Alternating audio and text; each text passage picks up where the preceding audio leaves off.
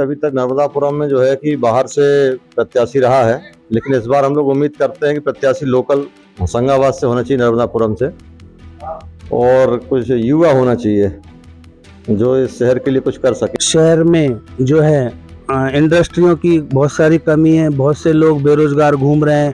अगर अच्छी इंडस्ट्रियां लग जाएंगी तो लोगों को रोजगार मिलेगा। नर्मदापुरम बहुत प्राचीन नर्मदा नगरी है, पर्यटन के हिसाब से भी उसका बहुत सारा विकास होना चाहिए, उसका भी कोई विकास नहीं है। और जो लोकसभा प्रत्याशी ने उस ओर को कभी ध्यान दिया ही नहीं, बस वो नर्मदा जयंती या कुछ त्योहार मनाते हैं और आके भूल जाते हैं, घोषणाएं करते हैं और भूल जाते हैं। नमस्कार, मैं हूं पीतांबर जोशी और आप देख रहे हैं एमपी तक की चौपाल।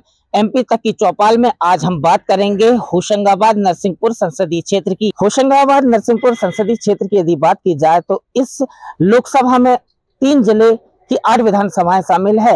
होशंगाबाद विधानसभा से यदि बात की जाए तो नर्मदापुरम, सोहागपुर, पिपरिया और सिवनी मालवा, इसके अलावा नरसिंहपुर जिले की यदि बात की जाए तो नरसिंहपुर, गाडरवाड़ा और तेंदुखेड़ा विधानसभा, इसके अलावा रायसेन जिले की 1 विधानसभा उदयपुरा शामिल है। इस संसदीय क्षेत्र की यदि बात की जाए तो इस सीट पर भाजपा का करीब 40 वर्षों से दबदबा बना रहा है।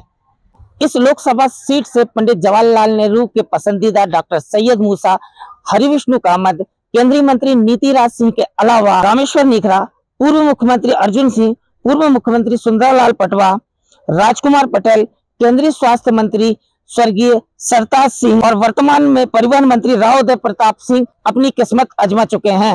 यदि पिछले चुनाव की बात की जाए तो साल 2019 में सांसद राव उदय प्रताप सिंह ने कांग्रेस के प्रत्याशी शैलेंद्र दीवान को करीब 5 लाख मतों से शिकस्त दी थी। इस वक्त मौजूद हैं नर्मदापुरम के नेहरू पार्क में और अल सुबह से ही यहाँ पर मॉर्निंग ग्रुप के जो सदस्य हैं वो यहाँ पर व्यायाम के लिए आते हैं, कसरत के लिए आते हैं। उनसे जानते हैं कि किस तरह से इस लोकसभा को की सीट को लेकर वो सोचते हैं, क्या कुछ होना चाहिए। उनसे बात करते हैं। जी, क्या नाम है आपका? ब्रजेश मिश्रा। ब्रजेश जी, लोकसभा चुनाव नजदीक है, क्या सोचते हैं आप, कैसी सीट होना चाहिए, क्या उस बदलाव देखते हैं? लोकसभा सीट में बदलाव तो होना चाहिए। अभी तक नर्मदापुरम में जो है कि बाहर से प्रत्याशी रहा है, लेकिन इस बार हम लोग उम्मीद करते हैं कि प्रत्याशी लोकल होशंगाबाद से होना चाहिए, नर्मदापुरम से, और कुछ युवा होना चाहिए जो इस शहर के लिए कुछ कर सके, कुछ ध्यान दे सके। अभी तक बाहर के प्रत्याशियों का यहाँ से कोई लेना देना विशेष रहा नहीं है। आप क्या सोचते हैं, कैसा विकास आप देखना चाहते हैं? विकास तो खैर अपनी गति से चलता है, लेकिन यहाँ सबसे बड़ी समस्या जो है ग्राउंड की समस्या है। जो खिलाड़ियों के लिए ग्राउंड की यहाँ समुचित व्यवस्था नहीं है जो शहर में हो। मॉर्निंग वॉक में हम लोग आते हैं, यहाँ कितने लोग सुबह मॉर्निंग वॉक करते हैं, लेकिन लोग रोड पर मॉर्निंग वॉक करते हैं, ना पार्क की समुचित व्यवस्था है और ना ही किसी ग्राउंड की व्यवस्था है। एक गुप्ता ग्राउंड है तो वो भी मेले में या इसमें ही व्यस्त रहता है। तो जो भी आए इस तरफ ध्यान दे। और शिक्षा के क्षेत्र में तो खैर चल ही रहा है, उसकी कोई दिक्कत है नहीं विशेष। रोजगार की बात की जाए तो क्या रोजगार के अवसर यहाँ पर हैं? रोजगार के अवसर तो होशंगाबाद किसानी क्षेत्र है, तो रोजगार तो खैर ठीक है, जो चल रहा है व्यवस्थित है, कोई बिल्कुल। तो समस्या नहीं है। ग्राउंड की एक समस्या है यहाँ पर। जो लोग हैं वो चाहते हैं कि स्थानीय जो प्रत्याशी हो उसे मौका मिलना चाहिए यहाँ से, और सबसे बड़ा युवा चेहरा होना चाहिए। ये एक बात चलकर सामने आई है। साथ ही साथ ग्राउंड की समस्या भी उन्होंने बताई है। हमारे साथ और भी कुछ लोग मौजूद हैं, उनसे बात करते हैं कि इस लोकसभा सीट के बारे में वो क्या अपनी राय देते हैं। सर, क्या नाम है आपका? मेरा नाम कैलाश मूलचंदानी है। मैं स्थानीय होशंगाबाद का निवासी हूँ, कृष्णापुरी सिंधी कॉलोनी में रहता हूँ। लोकसभा चुनाव जो है वो नजदीक है, क्या सोचते हैं इस लोकसभा सीट के बारे में, कैसा प्रत्याशी होना चाहिए? हमारा प्रत्याशी सर्वप्रथम तो स्थानीय होना चाहिए, जो लोकल के मतलब व्यक्तियों को जो है मतलब स्थानीय होने से क्या है कि जो भी जानकारी होगी हमें सही और उचित मिलेगी, और वह लोकल होने के कारण जो है आदमी की समस्याओं को विशेष रूप से ध्यान देंगे। बाहर का जो प्रत्याशी होता है वो क्या है कि लोकल से न जुड़ने के कारण वो शहर की समस्याओं को ध्यान में नहीं रख पाते। कृषि को लेकर क्या सोचते हैं, क्या विचार रखते हैं आप? कृषि के हिसाब से उनका एक अनुसंधान खुलना चाहिए ताकि किसानों को फसल के बारे में अच्छी अच्छी जानकारियां मिलें, कब उनको कैसी फसल बोना चाहिए, कौन सी फसल बोने में उनको विशेष फायदा है, उनकी सही जानकारी मिलना चाहिए। ताकि क्या है, अपना देश कृषि प्रधान देश है और अपने देश की उन्नति किसान वर्गों से ही होती है। रोजगार एक बड़ा मुद्दा है, रोजगार को लेकर क्या सोचते हैं आप? रोजगार के संबंध में ऐसा है कि अपने शहर में जो है इंडस्ट्रियों की बहुत सारी कमी है, बहुत से लोग बेरोजगार घूम रहे हैं। अगर अच्छी इंडस्ट्रियां लग जाएंगी तो लोगों को रोजगार मिलेगा, शहर को जो है विशेष रूप से धंधा मिलेगा और उससे जो है अपने देश का और अपने शहर का विकास होगा। और इसके अलावा जो है मेडिकल कॉलेज की यहाँ अत्यंत आवश्यकता है। मेडिकल कॉलेज खुलने से क्या है कि बहुत सी चीज़ों की समस्याएं हल होंगी और यहाँ पर विकास भी होगा, लोगों को रोजगार भी मिलेगा और व्यापार भी बढ़ेगा उससे।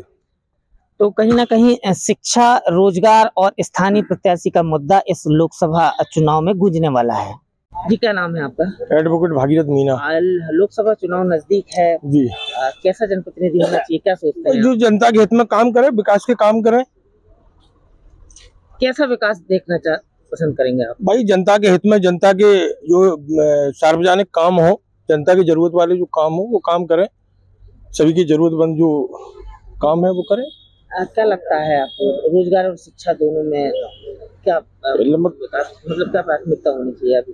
अब वो शिक्षा और स्वास्थ्य में तो काम होना ही चाहिए, ये पहली प्राथमिकता है। कमियों की बात की जाए तो क्या कमियां देखते हैं? कमियां तो अभी स्वास्थ्य में और शिक्षा में ज्यादा विशेष कोई काम नहीं है, बाकी इसमें काम करने की आवश्यकता है।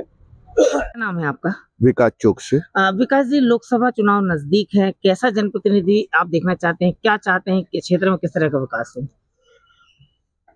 जो राम को लाए हैं हम उनको लाएंगे, बस हम इतना कहते हैं। नाम है आपका? एडवोकेट मनीष तिवारी।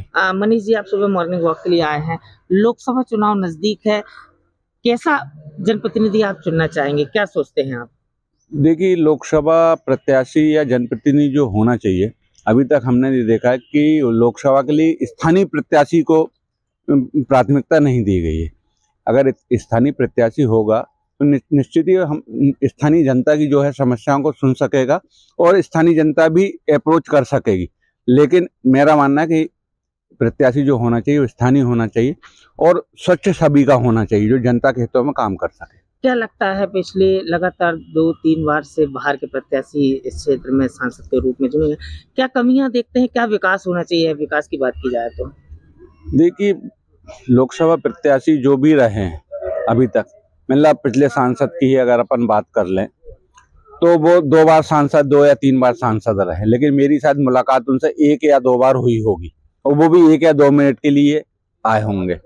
विकास के कार्यों की बात करें तो मैं समझता हूं कि यहाँ के जो मुद्दे हैं उनके लिए कभी भी लोकसभा में कोई प्रश्न ही नहीं उठाया गए हैं और विकास तो काफी रह गए हैं जिनके लिए लोकसभा प्रत्याशी को कार्य करना चाहिए। कृषि प्रधान क्षेत्र है पूरा, कृषि को लेकर क्या सोचते हैं आप, क्या और इसमें सुविधाएं होना चाहिए?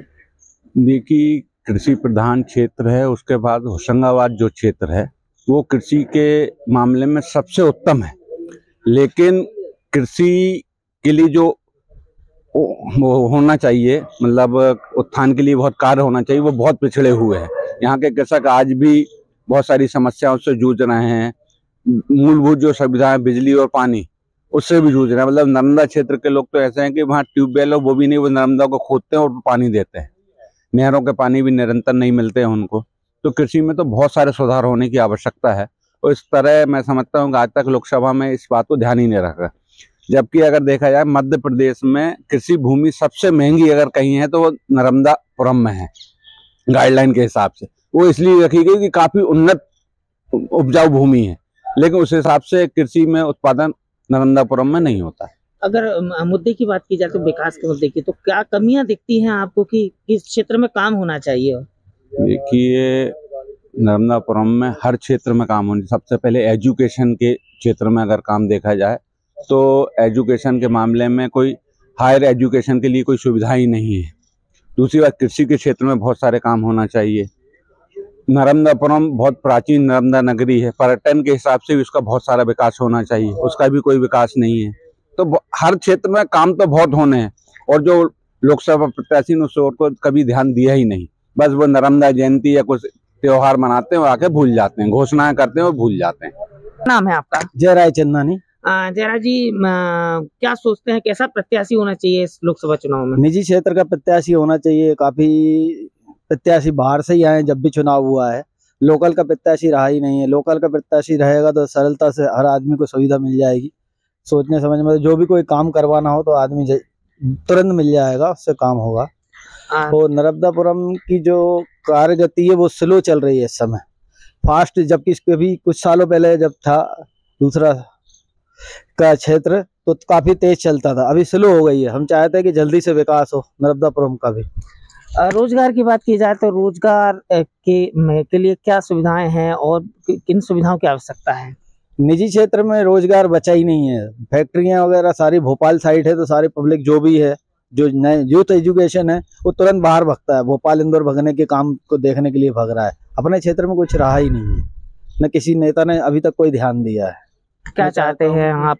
कोई निजी क्षेत्र का नेता हो जो निजी क्षेत्र को ध्यान दे, नर्मदापुरम का विकास एकदम से उभर के करे, एकदम मॉडल के रूप में नर्मदापुरम को बनाए।